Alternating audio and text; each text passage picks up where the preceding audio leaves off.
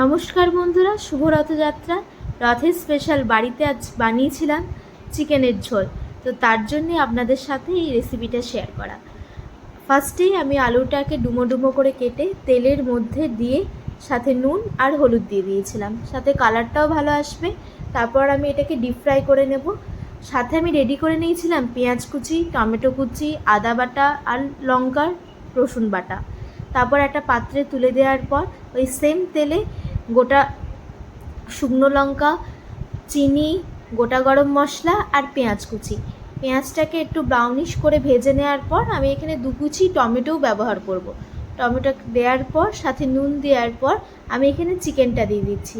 চিকেনের দেওয়ার কারণ হচ্ছে চিকেনটা ভালো মতন কুক হয়ে যাবে, সাথে একটা স্মেলও আসবে না, আর খেতেও খুব সুন্দর হয় এটাতে। তো ভালো করে এটাকে মিক্স করে নেওয়ার পর আমার যে আদা রসুন বাটাটা ছিল, লঙ্কা বাটা, সেটাকেও দিয়ে দিলাম। দিয়ে দেওয়ার পর এটাকে আরেকবার নেড়ে নিচ্ছি।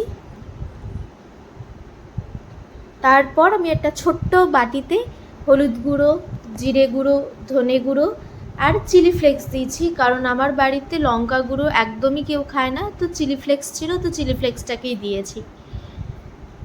তারপর নেড়ে নিচ্ছি, কারণ যদি নিচে ধরে যায়। তো ভালো করে নেড়ে নেওয়ার পর ওই মিশ্রণটাকে আমি আবারও মিশিয়ে দিচ্ছি চিকেনগুলোর সাথে। তারপর আবার নেড়ে নিলাম। এবার এটাকে আমি আস্তে আস্তে স্টিমে করব।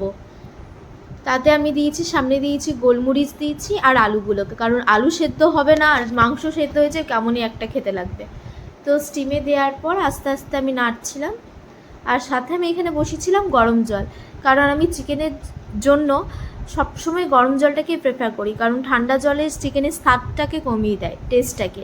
তো এটাকে ভালো করে কষিয়ে নেওয়ার পর দেখুন রেডি হয়ে গেছে। গরম গরম ভাতের সাথে এটাকে সার্ভ করেছি। কেমন হয়েছে অবশ্যই জানাবেন।